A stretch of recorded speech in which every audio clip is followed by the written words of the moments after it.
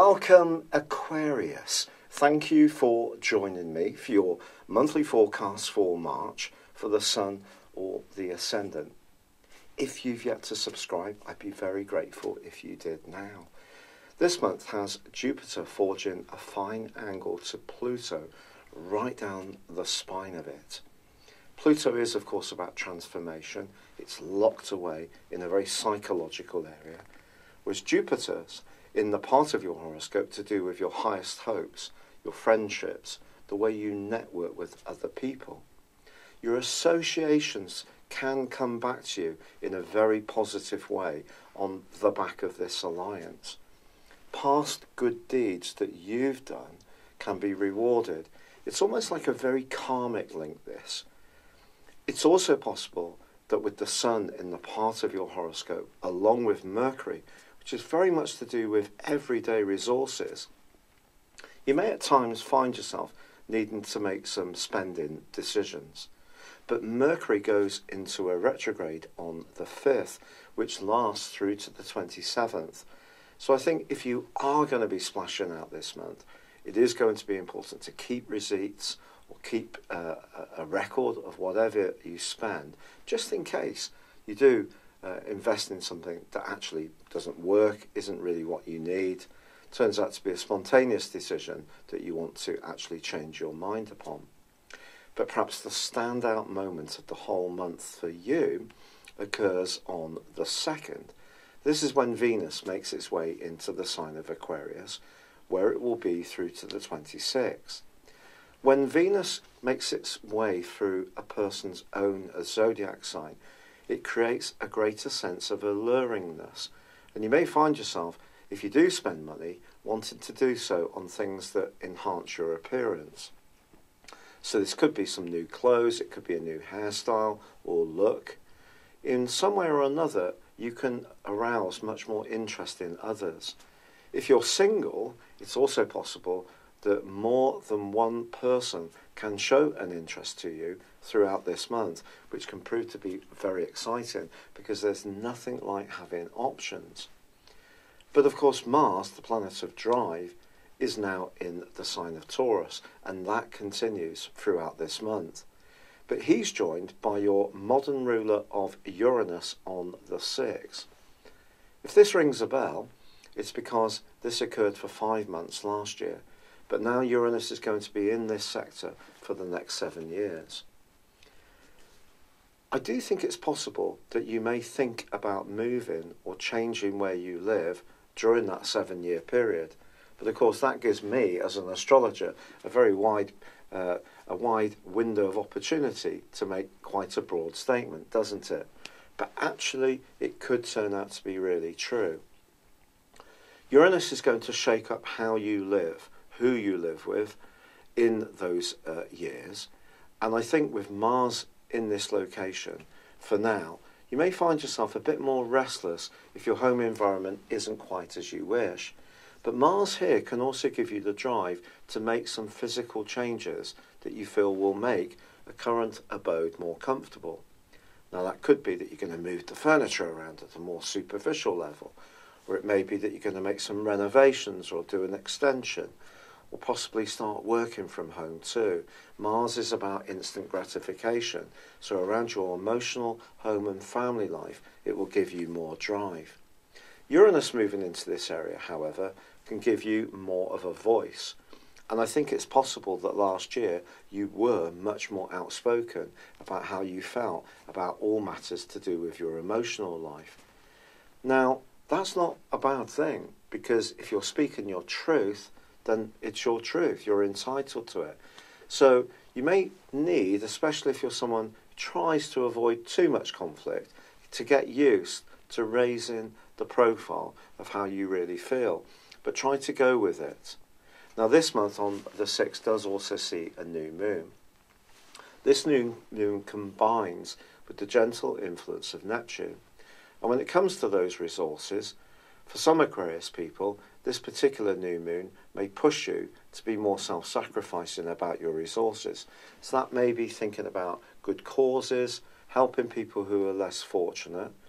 But you're also encouraged not to be too dreamy about things, because remember, with Mercury tracking backwards, you don't want to be doing something that you then have a sense of buyer's remorse around.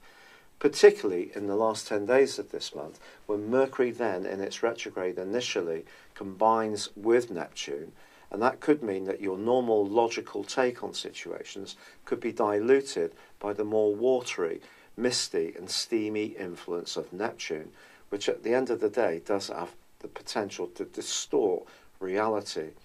So if there are some hard and fast financial decisions that need to be made this month, I think you just need to be running through them through the prism of logic, something you usually have no problem with, but don't let go of that core part of your nature. Now from the 10th to the 16th, the Sun has moved on from Neptune, but forges a brilliant angle to Pluto.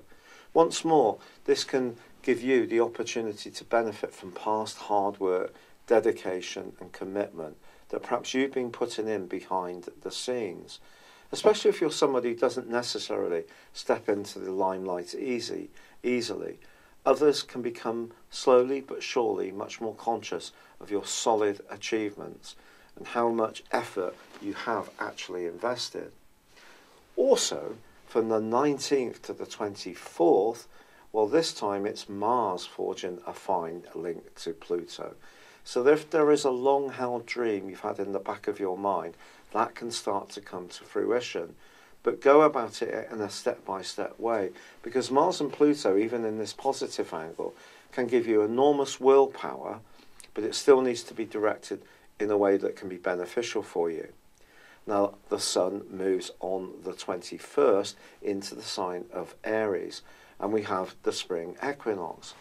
This is terrific for you because it's going to bring that more verbalized, more mental side of your nature to the fore, the chattier part of your nature.